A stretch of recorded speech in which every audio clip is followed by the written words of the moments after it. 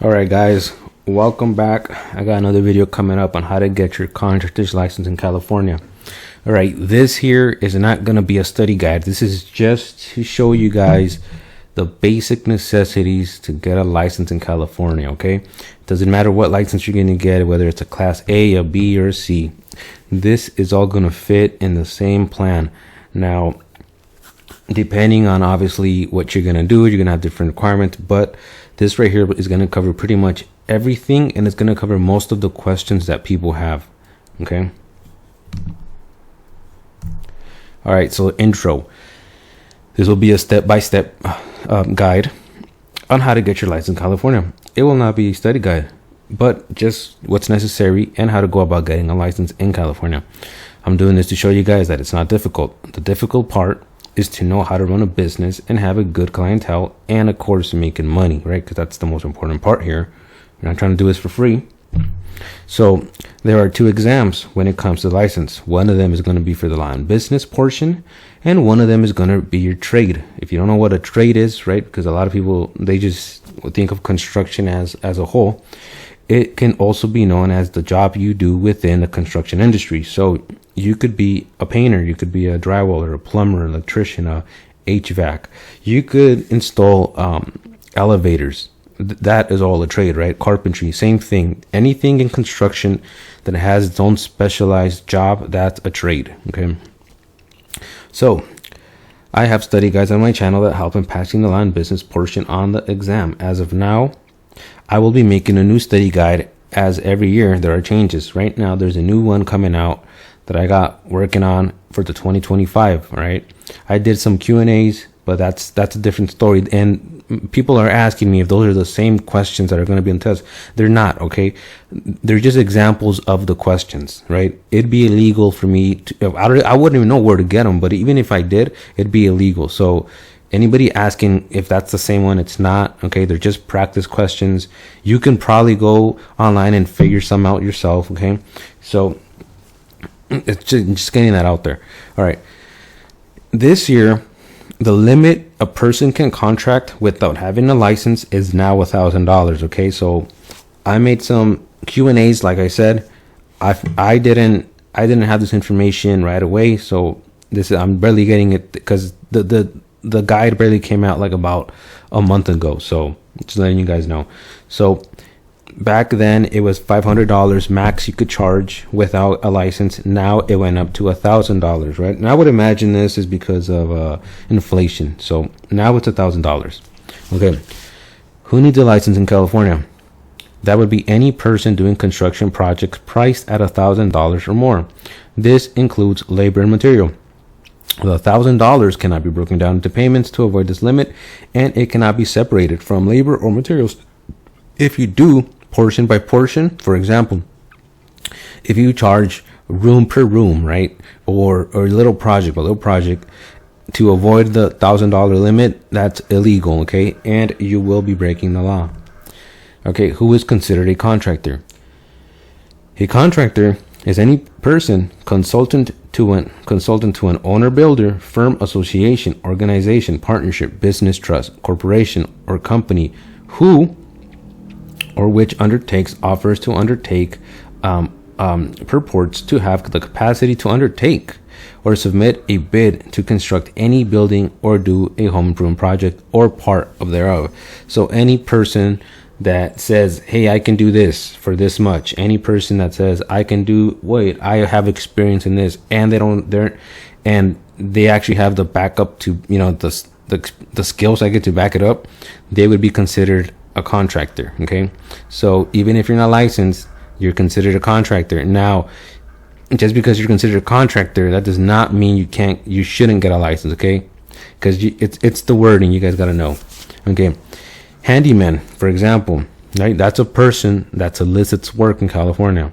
While they might not be doing large projects, they must abide by the state law.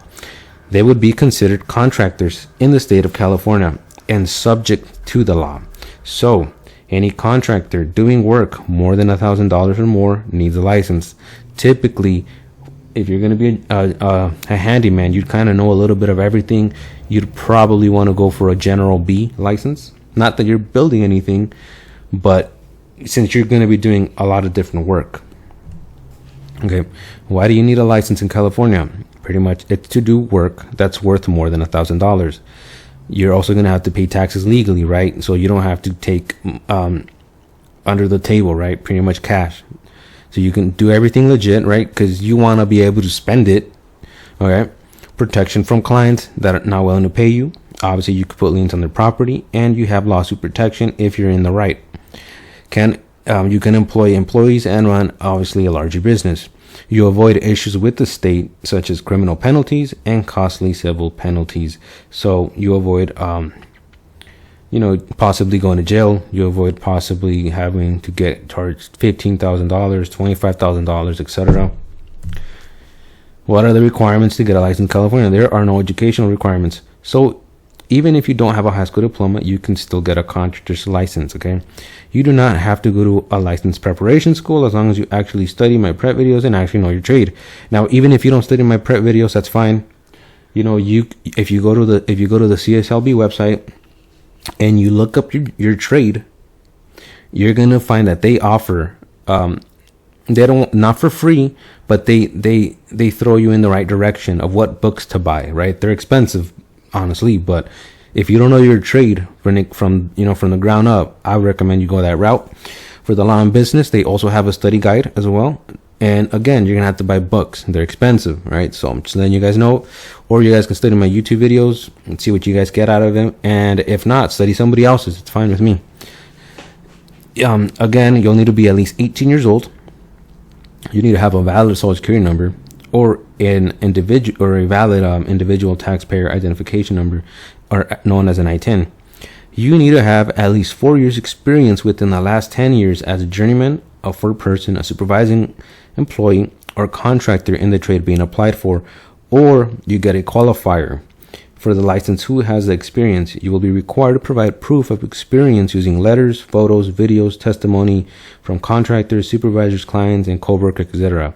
All right, I put in qualifier here just so you guys understand that even if you can't get a license, for example, let's say you have a family member or a friend who has a license, that person can technically set up they can be your qualifiers as to which you can get your own license. Well, not you, but your company can run work using their license. Okay, so it's also legal. That's a little bit more, I'm not really too educated in that, so I would recommend if you're going to do that, you go talk to the lawyer, or you go to the state, hit them up and see what they can help you with. That's a different thing, but it can also be done like that if you can't pass the test. So a qualifier can be someone already licensed who brings their license into your license, for example, the company. This is typically done to get another trade within the same license to have the ability to do multiple trades. Now, if you guys ever seen these big union companies, a lot of times they have their general B, and a lot of times they'll have specialized work. And the way that works is they bring someone on that has a license in a different trade. And obviously that's how they're able to get around only the one job that the general B can do. All right. Can you substitute experience with education? Yes. So education, technical training, and apprenticeship training can reduce the experience required to qualify for the license. The CSLB will determine the documents to waive certain experience after you apply. This is so as to not determine to predetermine your experience. So pretty much, once you put in the paperwork, that's when they'll ask for it, and it's only after. Okay, so we'll get into that later on. All right, only classwork related to a contractor will qualify in waiving on the job experience. So the 3 years is the max education, pretty much that can waive the experience. So that's the max you could ever waive is 36 months for the experience part using education. You must provide written and verifiable documentation such as copies of an apprenticeship completion certificate or official technical school, or if you go to a trade school, an example, or a college transcripts. Transcripts, of course, must be official and unopened. Typically, you're going to have to go to your college directly, or go to your what's it called? your education center, or what do you call it? Your county. All right, so no office again, and of course, no high school courses are going to be counted because you're not going to receive credit for that. So if you've done wood shops, or maybe they have some sort of like classes where it comes to trades or design or architect, that does not count. Okay, high school stuff does not count.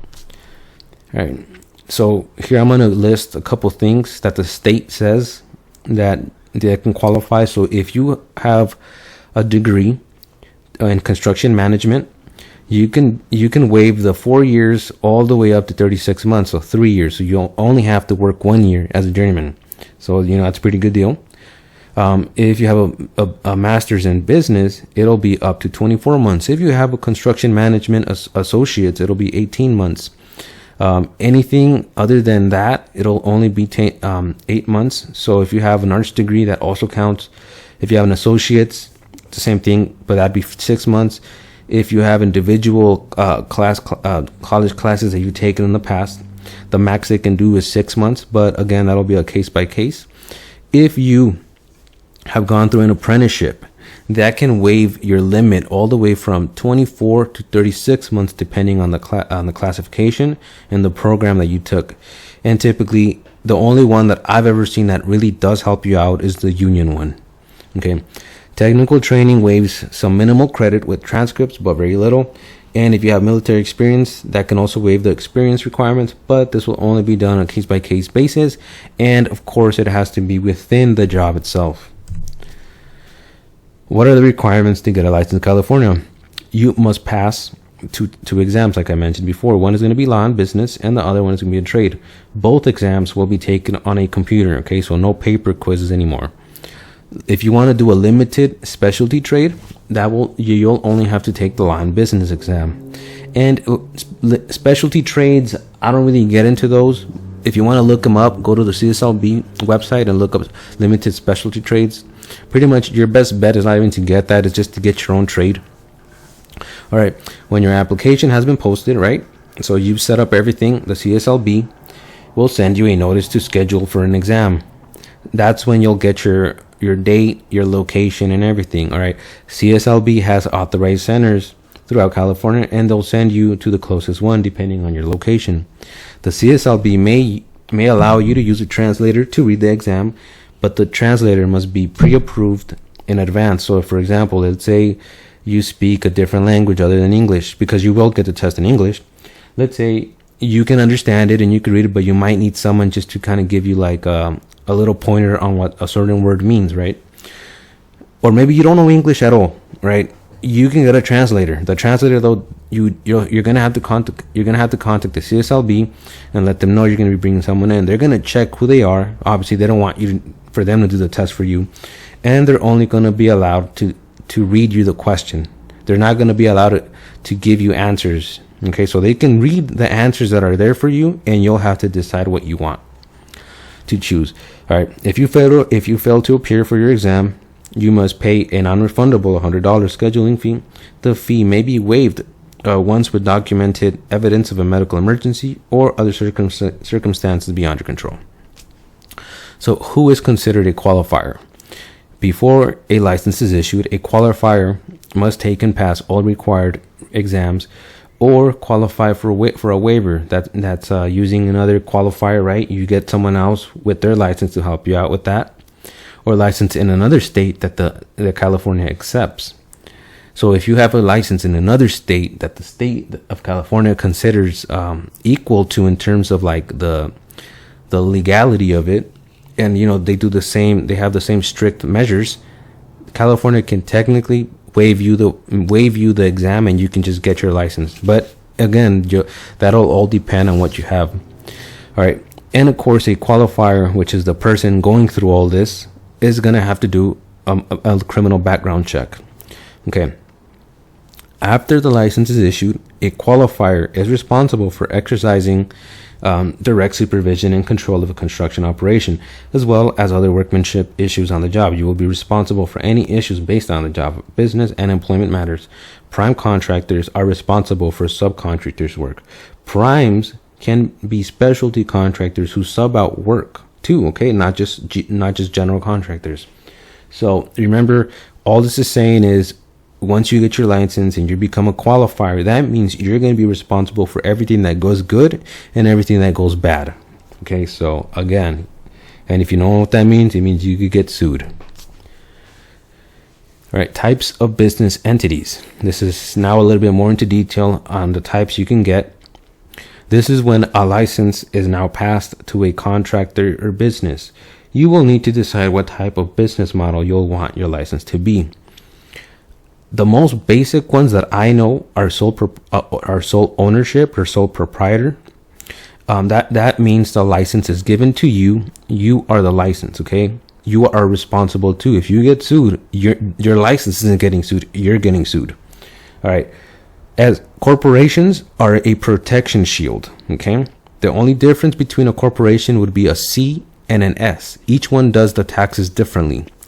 And of course, you're going to have your partnerships, and you're going to have your limited liability companies. That will also give you a protection against being sued, and the way taxes are done. Okay, so sole ownerships, that known as a owner or responsible managing employee, may serve as a qualifier. You pay taxes individually since you are the license. If in legal trouble, you will be responsible. Corporations, okay, either S or C. Either one of the current officers designated as a responsible managing officer or an RME may serve as a qualifier. S corps are designed to avoid double taxation, while C corps are taxed separately from their owners. A corporation protects a business from financial losses and personal liability. This is a shield to protect yourself from legal matters. Actually, that is correct. I had a brain freeze. All right, partnerships. Either of the general partners or an RME may serve as a qualifier. Tax obviously is depending on how it's set up. Not really a good option for anybody. I've never heard anybody ever be happy with that, but hey, whatever you guys want to do.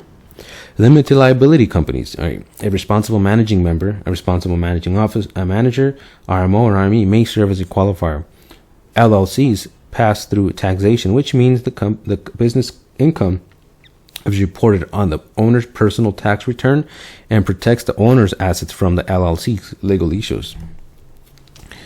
All right, so here we have the three types of license classifications for contractors. So you have your Class A, known as the general engineering contractor. So the principal business is in connection with fixed works that require specialized engineering knowledge and skills. Okay, and then we have, sorry about that. All right. And then we have a Class B. This is known as a general building contractor. It's the principal business. The principal business deals with any structure built, being built, or to be built that requires as part of its construction at least two unrelated trades or crafts. So no limitation on framing and construction and carpentry projects. This is what they are meant to do. So pretty much a Class B is only allowed to do framing and carpentry. Okay, they're not meant to do everything within a building. Okay, whenever you see a house being built, just because the general B has its name on there doesn't mean they built it. Okay, a lot of times even general contractors don't even do their own framing. They hire out their own specialized subcontractors. Okay, a general B's job is to frame and do carpentry and to hire out. Okay, that's what a real general B is supposed to do. All right, a Class C is known as a specialty contractor, pretty much for construction work that requires a special skill, whose principal contracting business involves the use of specialized building trades or crafts. The example the CSLB put would be a C10 electrical, a C20, a C27, a C36, a C39, and a C34, and a C53. But obviously, you could use any C license, okay? Any license that does that sort of work. So again, if you're a C contractor, that means you do anything that's specialized, okay? So that's pretty much anything other than General A or General B. A C61 also is known as a limited specialty. That's their own specialized license. Typically, you don't got to take a test for that, for the trade part of it. You're just a line of business. I'm not too sure about that. That means if you probably are doing that, then you probably know what you're talking about and what you guys are going to do with that license. I've never seen anybody get that one yet. So, the most common that I've seen is B and C for residential. All right. Class A, general engineering contractor. A general engineering contractor is a contractor whose principal contracting business is in connection with fixed work requiring specialized engineering knowledge and skill, including the following divisions or subjects: irrigation, drainage, water power, water supply, flood control, inland waterways, harbors, docks, wharves, shipyards, ports, dams, hydroelectric projects, levees, river control, reclamation works, railroad, highways, street, roads, tunnels, airports, airways, sewers, sewage disposals, plants, systems, waste reduction plants, bridges, overpasses, underpasses, and other works, pipelines and other systems for the transmission of petroleum and other liquid or gaseous substance, parks, playgrounds, or other recreational works, refineries, chemical plants, and similar industrial plants requiring specialized engineering knowledge and skill, powerhouses, power plants, and other utility plants and installations in mines, metallurgical plants and landing levels, earth moving projects, excavating, grading, trenching, paving, surfacing work, and cement and concrete works in connection with the above mentioned fixed work. So pretty much, guys, general A is always going to be like engineering work, okay? Typically public, government, infrastructure work. All right. General A does not do commercial and it does not do residential, okay? General A is typically union work. All right, now you got a class B.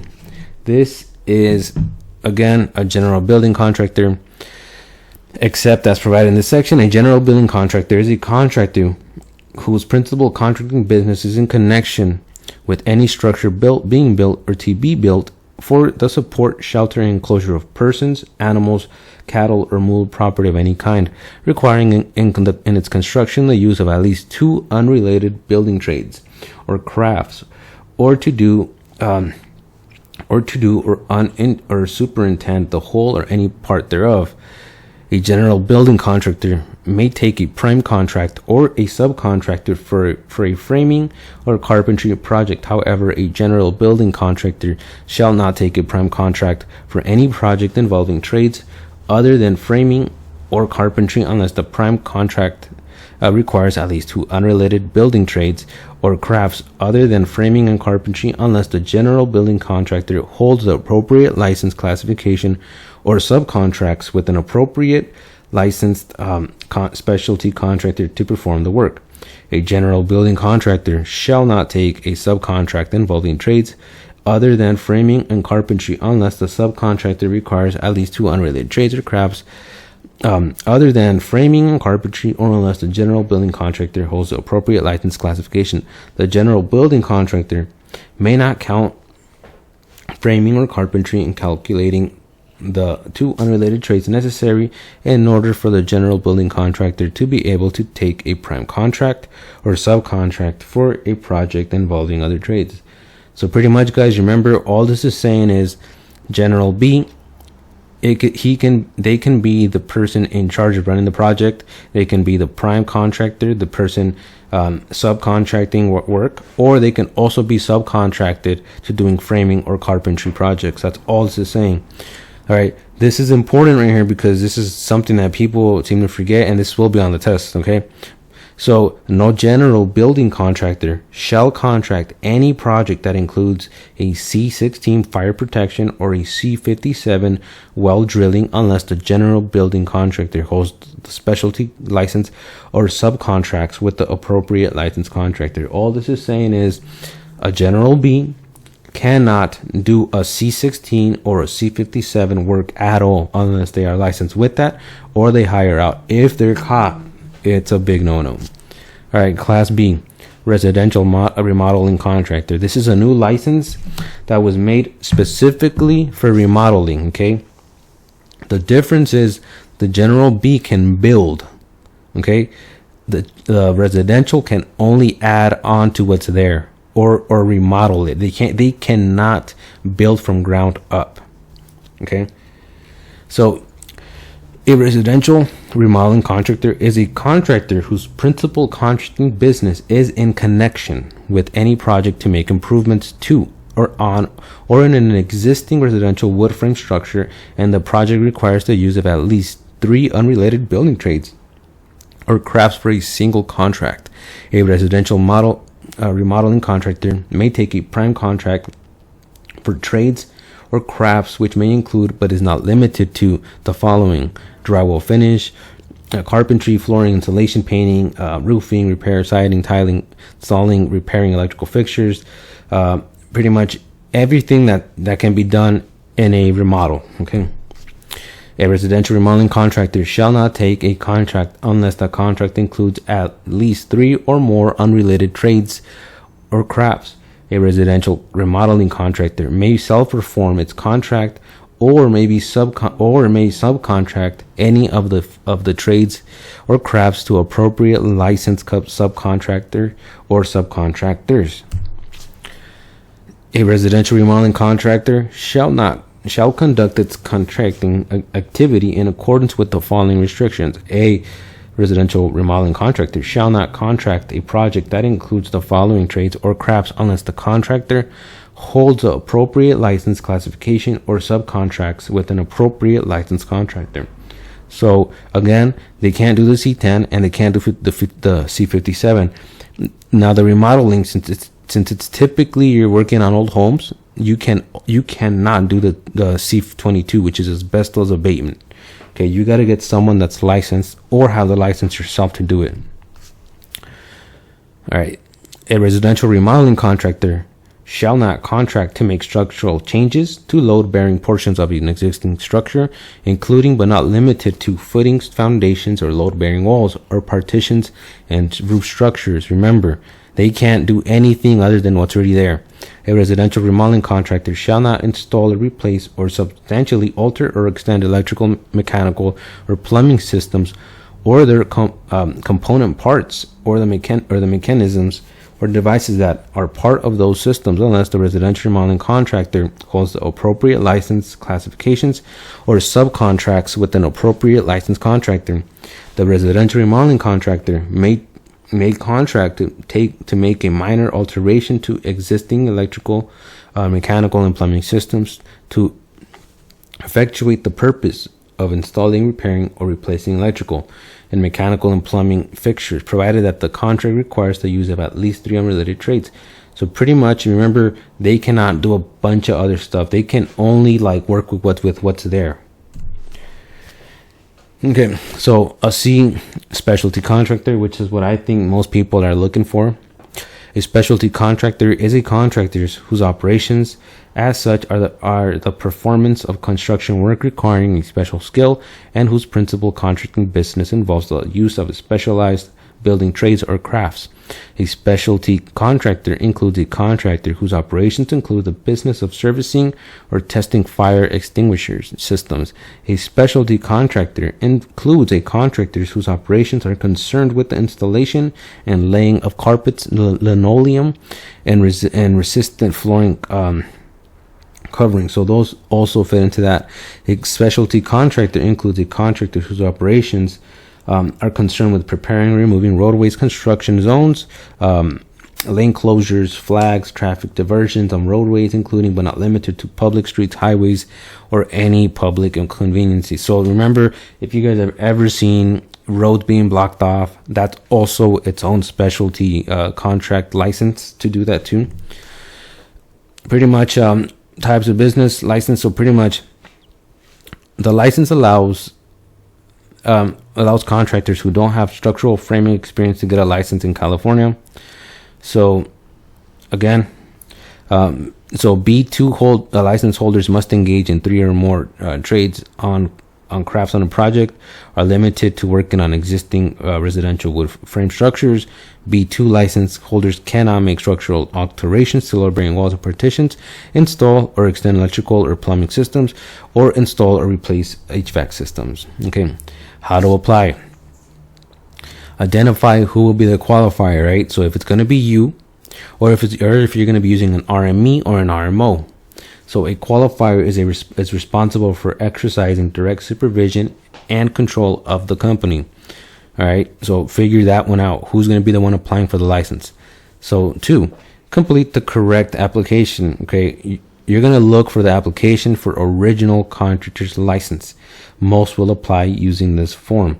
Okay, using the application for contractor's license examination waiver, that this is not that common unless you're already knowing what you're doing. Typically, you're going to go for that if you already have a license in another state and you can bypass the exam. Determine your company name that you'll be choosing. Everyone will know you as that, so think about it. Pretty good. Your name cannot be misleading or imply that you qualify for a license classification other than what you are doing or getting. Corporate and LLC names must match exactly the name registered with the Secretary of State.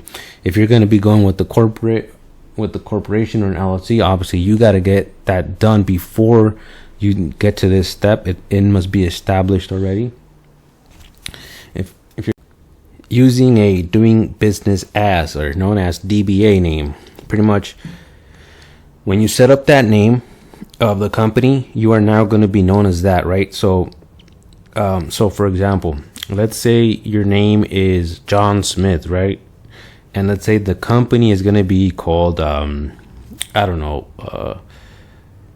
Garage Doors Incorporated or something like that. All right. When they say doing business as, it means John Smith is going to be doing business as Garage Door Company. That's what it means. Okay.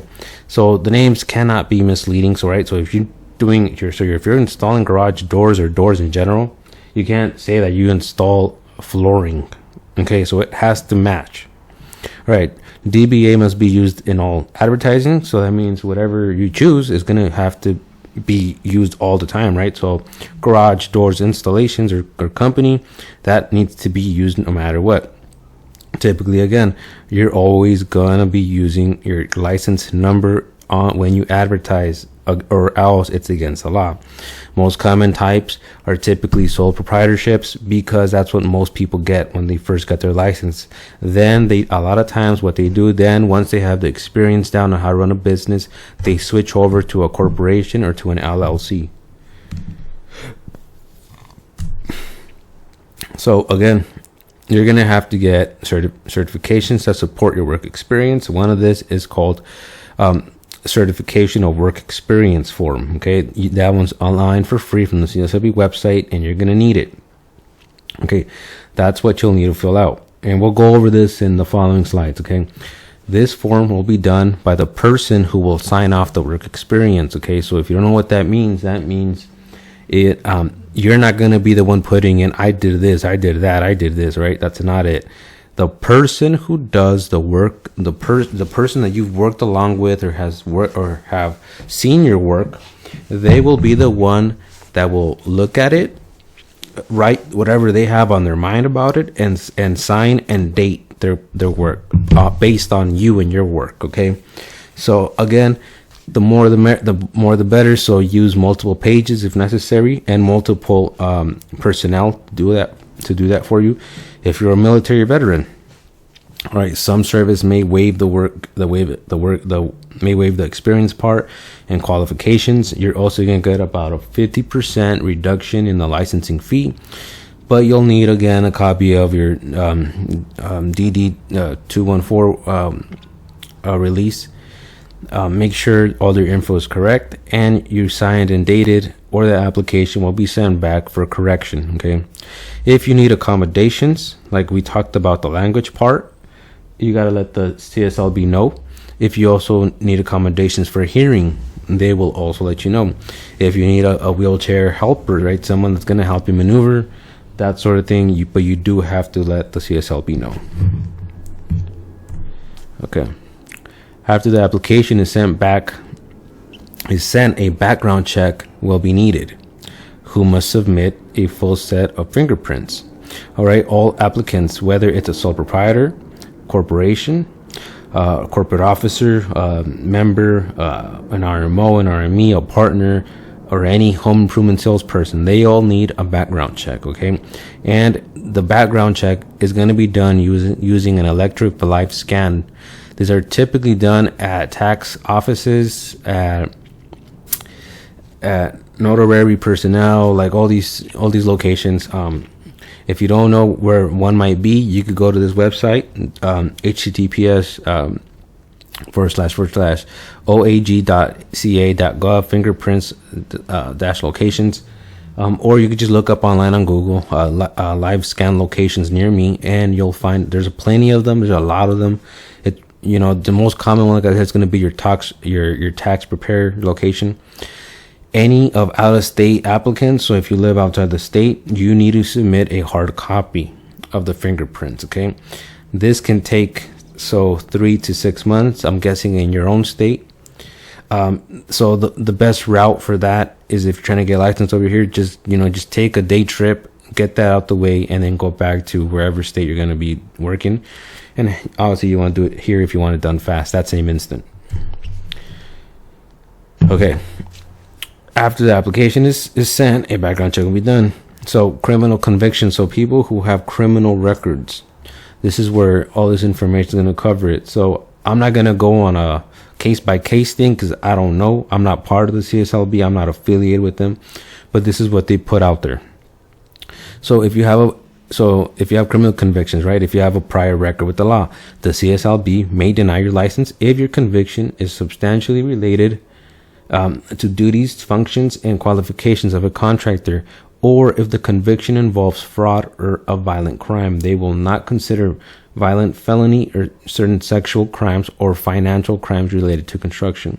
So pretty much all this is saying is, if you committed a crime, if you're impersonating a contractor, your license will be denied. All right. If it involves fraud, whatever crime you did, right, your conviction, or if it involves a violent crime, you will also be denied the license. Okay. So again, if you have a violent felony, if you've had any sexual crimes, financial crimes, right, you've done fraud, okay, and it's related to construction, you're not going to get it. Okay. If it's not related to construction, the CSLB will look at your record and determine that themselves. So the CSLB also takes into mind the nature and the severity of the crimes, the amount of time that has passed since a conviction, and any evidence of rehab that you've done submitted by you, right?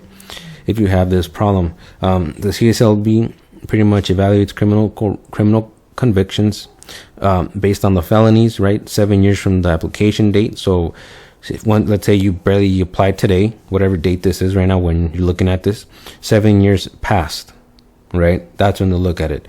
If you got a misdemeanor, they'll look at it from this date going back 3 years. All right. So the CSLB denies approximately 1%. Okay. Only 1%. So that means most people get accepted of the applications for criminal convictions. This is a good thing for people asking or too scared to apply. So remember, the CSLB, what they want is they want everybody to have a license so that they can make money off your application and off your taxes. They're not doing this too just to help the clients and the customers, how they say. It's not that. They also want to make that money. So the basics are done. Now that we know what's needed and what the basic steps are, I'll show you how to fill out the paperwork to a new California's contractor's license in the following slides. For anybody looking for legal advice, I'd recommend you get in contact with the lawyer that handles construction applications, company structures, and entities. I'm not a lawyer. I'm also not affiliated with the CSLB. Okay, I get all this information through the CSLB website, and I do it my own. But a lot of this information is like repeated. It's all for free. So yeah, all this information can be found on the CSLB website. Okay. So most people don't need lawyers for all this stuff right here. Okay. But if you're going to start getting into more like actual like legal stuff when it comes to construction, don't even listen to me or anybody else. Go to a lawyer. Okay. Have all your paperwork ready, obviously. And all this information can be found on that link. Okay. If you don't, I'm not going to leave in the description on it because kind of lazy for that, just go to the CSLB website and look for forms and applications. Okay, there's a tab. It says that. All right. You're going to need the application for original contractor's license and the certification of work experience. So what's needed in the certification of work experience form? This is the part that has your proof of you working. Okay. So you're going to need your 40 years or 48 months of experience within the last 10 years at journeyman level or better. Better is, when I say better, it is considered a foreman, a supervisor, a contractor, or owner builder. So this is someone that can be left alone and they'll do the job correct without the help of other people or having to be supervised. So what's a journeyman?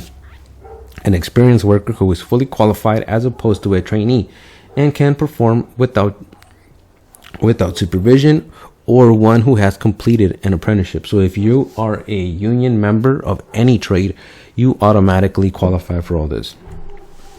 Okay. What's needed in the certification of work experience form? You can and you should use more pages for your application. Additional pages or forms are attached at the end of each work experience form. Use different forms for each certifier. So the certifier is the person that's going to verify your work, right? Each one of them should have their own form. Don't use multiple people on one form. Have them all go through it and have them do it. Have them go into detail, such as the types of work you've done in the past, the time they've known you, the amount of money a project was worth when you did the work, how long a certain project took. You got to go into detail, right? A lot of times people will put very vague information, or he did painting, he did drywall. Okay, but they're asking for like proofs. They're asking for actual like experience, like for example, if you're going to say that you're let's say you do concrete, right? All right. On the form, it should say, yeah, man, he does the prep work. He does the excavating. He does the form setup. He knows how to order the materials. He's done, maybe a project worth $100K, $200K, $1 million. I don't know. He does framing. He does anything that makes it sound legit. Okay. And I'm going to give you guys an example that the CSLB put on their website or on their PDF form. And I'm putting it up here only because this is what they're trying to look for. So it's a bit more better than how I could explain it. All right. So a general building contractor, the best way that they look at it is like this. So Bob performed rough and finish carpentry, concrete forms, pours, rough out plumbing, electrical, interior exterior painting, flooring on residential homes. Bob oversaw other stuff at a job site, performing rough and finish carpentry, concrete forming, pours throughout plumbing, exterior painting, etc. And for example, if it was a supervisor as a construction lead on a multiple projects, Bob supervised rough and finish carpentry, concrete forming, pours, rough out framing, plumbing, electrical, interior exterior painting, etc. If you're a specialized contractor, right, they went ahead and put this one up, the C27. Ron performed landscape construction, maintenance, installation of sprinklers, ground plants, low voltage, lighting, ornamental yard art, concrete mow strips, pathways, and tree pruning. And it pretty much goes into that sort of work. What do they do? And this is what they consider a bad certification of work experience form, right? They're going to put a general B, did residential general building trades. Okay, what does that mean, right? Okay, like for example, the C27, this is the bad way of writing a certification work form. Did gardening, yard maintenance, and planting. Okay, but what does that mean? That's what they mean by it being a good certification of work experience form versus a bad one. Documents that can also be used with the work experience form. So if you're a worker, to back up your work experience form, right, you can use a W-2 form, you can use your employee information, employer contractor that states duties when employed. You could use out-of-state employers, the license that they had. You could use education, apprenticeships, your union journeyman card, your military experience, and if you're an electrician, you need an electrician certification for the C10 either way, so that proves you know your job. If you're self-employed, like let's say you don't have a license, you're self-employed, you've done work for other people, you can use a 1099 form, you can use your permits or inspection forms that you've done in the past. You could do contracts, you could use bills, you could orders, invoices, you could use canceled checks, the receipts for materials. So even if you get paid cash, they don't care about that. What they care is for you to start getting legit, so that they can make that money and they could certify that you're licensed, and then that's when they'll be on you. If you're an owner builder, so a person that works on their own property, you could use the permits that you've done in the past. You could use your deeds, your proof of sales, your receipts for materials, your education, if you have one, like an apprenticeship program, if you got a journeyman card, if you got your military experience, etc. So to start the application form, okay, how does that work? So the original application, this is to start the whole process. It's gonna cost you $450 to set it up. Okay, once you pass that whole process, they're gonna, and this is only if you pass, okay, they're gonna charge you $200 for a sole proprietor or a sole owner. And if you have it set up as a corporation or a LLC or anything else like that, they're gonna charge you $350 at the end of it all. So $650 or $800 if you have a corporation or LLC. So you're gonna fill out the form application for original contractor's license. This is the application. It needs to be mailed or handed into the contractor state license board. If you're gonna hand it in, you're gonna go to the 8921 Business Park Drive, Sacramento. And if you're gonna mail it in, you mail it into the PO Box 26,000 Sacramento, California. All right, this is what it looks like. I'm gonna go over it just basic because it's not that complicated, guys. Okay, at least for the normal person going for a sole proprietor. If you're gonna go for a LLC or a corporation, I recommend you get help with this. And I'm not educated enough to actually do all that. I'm more so for the sole proprietor. All right, you're gonna put your business name, right? The name you want to be known as. Think of it wisely. You're gonna use your classification requested. What are you gonna do? You're gonna do a class A, B, or C. And then if you do C, you're gonna have to choose which one. All right. Some people, if they have a business mailing address, they're going to use an office. They're going to use their home. If you're going to use a business street address, then you cannot use a PO box, right? So you can use a PO box for your mailing, but the actual address has to be a physical address, no PO box. All right. So most people, I've seen that they put their home on the address, and there's not a problem with that. The only thing is that you're gonna get a bunch of insurance companies and all these like freaking advertising companies. You're gonna get like Angie's List and all these people calling you up trying to sell you their service. They're gonna send junk mail to your house, and they're gonna call you like crazy. So I recommend getting a new phone with the brand new business number and use that from now on, and use a new email address too, a business one. Have everything set up beforehand, because this happened to me, and I mean, like, within one day of me getting my license, I had like 20 calls, and not one of them was from a client. That they were all from people trying to get me to buy their service. And once they have your number, they don't stop. So you could be expecting a call and thinking it might be a client or something, and it's just another person trying to sell you something. All right, now you're going to go to section 2, your business entity, right? What do you want your company to be, right? You want it to be a sole proprietor or sole ownership? You want it a partnership? Or do you want it a California corporation that can be a C or an S corp? Or do you want a limited liability company?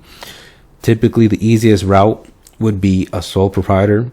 You could always go up, so you could always change it to an S corp or a C corp or an LLC, but you can't go back. Okay, so once you set it up as a corp or an LLC, you can never turn it back to an S corp to a sole.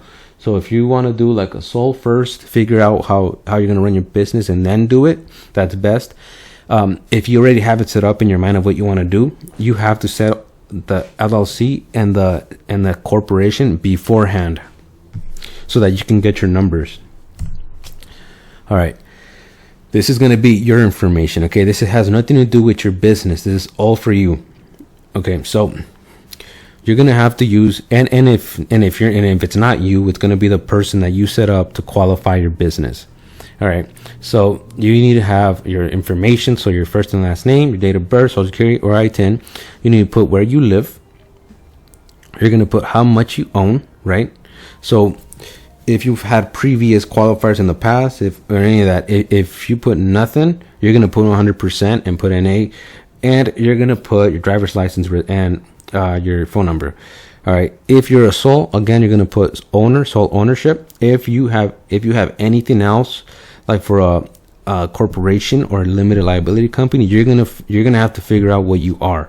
Are you a responsible managing employee, or are you a responsible managing officer, or manager, or member, or any of that? You're gonna have to figure that out. So this is why I'm saying that if you want to set up a structure right, go get with the lawyer and see what they'll do for you. All right. Decided the license. This license is for one person, or if there are multiple owners, for example. So if you're going to choose other people other than yourself, this is where you're going to put in their information, right? So if you're going to have multiple people, like a corporation where they could have like ownership, right? Let's say 4 people could have ownership of a company. They each take 25%. And that's not a partnership. That's an ownership. Those people can be taken out of a corporation. Okay. So they don't, it's not a partnership. It's like they all own a certain amount. You can add them there. And if not, leave it blank, because this has nothing to do with you. All right. So these are some answers, or some questions and answers that the state is going to give you. You're going to have to put yes or no to each one. So I'll give you guys an example. I'm just choosing a random one. So let's go to number 13. So number 13 says this question must be answered by the qualifying individual. So direct supervision and control over the construction operations include any one or combination of the following activities: supervising, checking jobs for proper workmanship, or direct supervision and construction jobs. Will you, as a qualifying individual, perform one or more of these, right? So you're going to be the one doing the work, or hiring out to do the work, but you're just going to be responsible. You're going to put yes. Now, if not, then put no, but that'll be up to you. You read every one and answer it based on your thing. And again, this will go to the same thing. They're going to give you 20 questions. Okay. So this is where the certification of work experience form will come into play. So this is going to be your information right here, the qualifier's full name. And this is all the information that you're going to be putting. All right. And this is the certifier. Okay. So remember, this is your information and this is the certifier. The certifier is the one that's going to be signing off on your experience. All right. They're going to put whether you were full-time or part-time, and from the amount of days that you started working to how many years you have, right, to the months. All right. They're also going to put the duties that you did when they saw you work, or when you worked under them, if they were like contractors or something. And obviously number 7 says the business relationship. What were you to that person that's going to be certifying you, right? That he could be your employer, they could be your contractor that's seen you work, they could be your foreman, your journeyman, and a fellow employee. If you're in a union, you're going to put that. If you're in a business association, etc. And then they're going to put their information below. So their contact information, just in case the state calls them and says, hey, I got this person here, trying to qualify. Is it true? Yes or no? And obviously if they put yes, well, you know, it wouldn't be a problem. If they put random stuff and then they're asking and say, is this true? And they say no, well, that'll be kind of illegal. So owner builders, these are people who build their own property or work on their own property. All right. So they'll also have to be,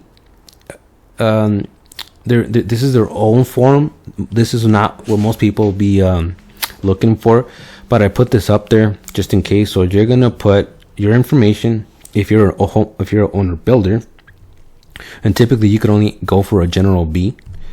And then this is all, and this right here, this is all the trades that you've done in the past, and they're gonna need proof. So this is where the experience comes into play. This is all the stuff you've done, and you're gonna need proof. So pictures, blueprints, inspections, etc.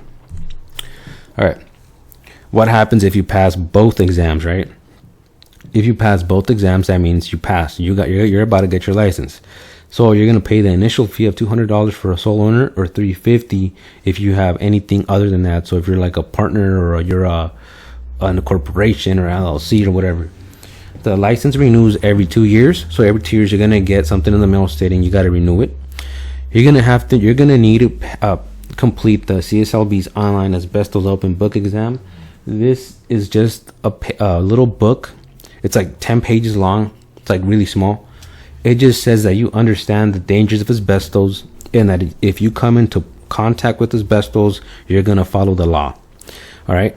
You need to file required bonds. So what's a required bonds? Okay, so every contractor needs to get a contractor's surety bond. Okay, that's not insurance, that's not workers' compensation, that's nothing. That's a surety bond. That means there's money to back you up if you commit an accident, or you don't pay up, or you do something that you shouldn't have. That surety bond is gonna have your back. However, you're gonna owe every single dollar back to the surety company. Okay, so all companies are required to have a 25,000 surety bond. If you have a corporation or an LLC, you need a $25,000 bond for every qualifying individual, such as an RME or an RMO.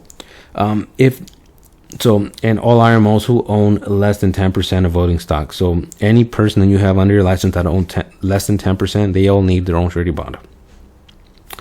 If you have an LLC, on top of that, you need a $100,000 worker bond. That's different. Okay, that's another added expense. All right, insurance.